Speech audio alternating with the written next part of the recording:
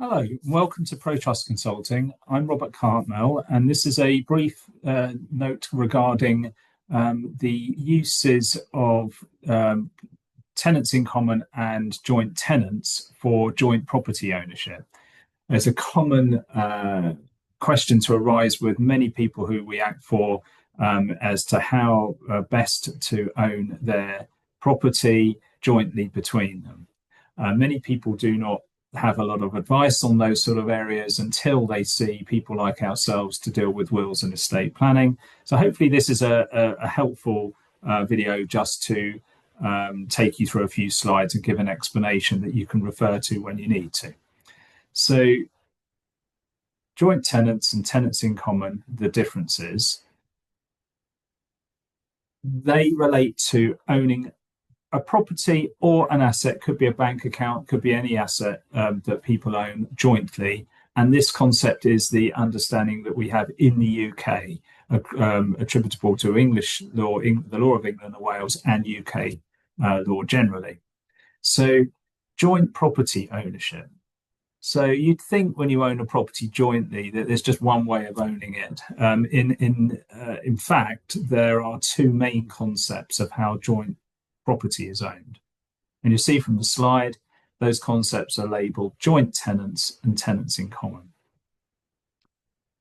I think firstly to say it's not very easy to tell from your title deeds if you've got a property owned jointly. These phrases are not seen on the title register. I mean, I wish it was different. I wish it was very clear and it says this property is held joint tenants or this property is held tenants in common. Not on the slides here, but actually the way to check is to see whether there is a specific restriction notice on the proprietorship register at the land registry. And it will start off with the words no disposition by a sole proprietor. And there's about 3 or 4 lines. That means it's held tenants in common. But I'll take you through the differences and the labelling now. So joint tenants, very much how you might imagine a normal joint bank account to be owned. There's the concept of survivorship. And so if one person, one joint owner dies, the other one just automatically inherits it. So alongside that is the concept that those people own it equally. The death of the co-owner, the surviving person inherits the ownership outright, no matter what is written in the will of the deceased co-owner. So even if the person who dies, who owns the joint bank account with someone else, has left a will leaving everything to the cat's home, the cat's home won't receive that joint share. It will pass automatically to the other surviving owner. And the other way is tenants in common. So that is a really necessary thing to have. Is the concept of a joint owner having a designated share, and particularly to designate that to future owners. So as an individual designation. And it could, therefore, that share doesn't have to be 50-50 with a joint owner or 1/3, 1/3, 1/3. It can be with 3 owners.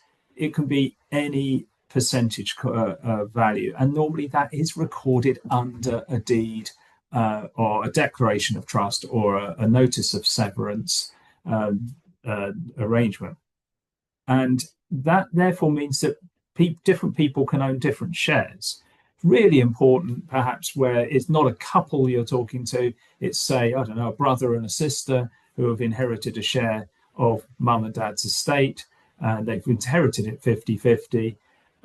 They will want to own their individual share so that their individual share doesn't just automatically pass to their sibling on their death, it can pass according to their individual owner's will. And you'll see that here. It says, on the death of a co-owner, the surviving person does not automatically inherit the deceased owner's share. Such a share passes via the will or intestacy, if there is no will, of the deceased co-owner. So if in that example I just gave earlier, you've got someone who leaves their entire estate to the cat's home and they own a 50% share in an asset as tenants in common, that 50% can pass through the will to the cat's home, in theory.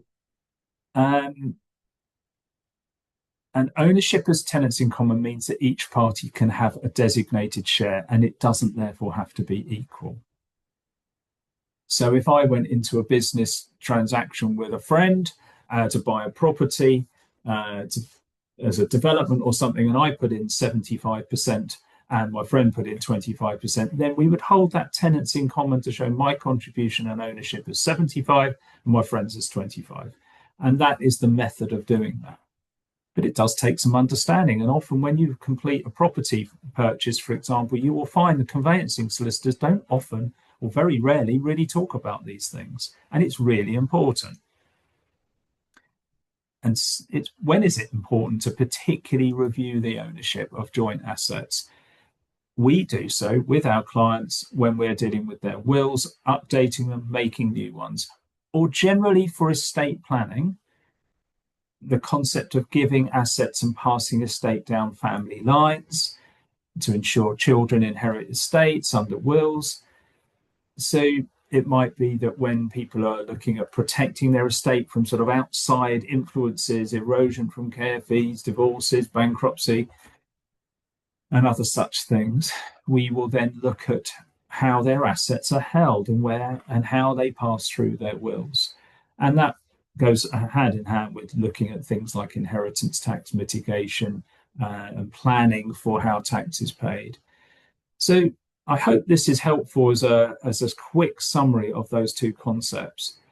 If people are considering undertaking will trusts, it will usually be necessary to make sure the joint ownership is held as tenants in common so that the share can pass through the will, often to the survivor, the surviving spouse, but through a trust such as a life interest or a loan to pass it down to children on the death of both parties. So it's really vital to have that in place as tenants in common. Otherwise, the trust structure isn't utilised. If it's held joint tenants, it just passes to the other owner and the protection is lost. So the key is to take advice at the earliest opportunity and understand where you stand on those things, and to do so at the earliest stage. We always say plan, not panic. Do this well in advance. Get understanding of how your joint property is held and owned. I hope this is helpful as a brief, and there is more information on our website in our estate planning section, particularly. Thank you very much for listening. Take care.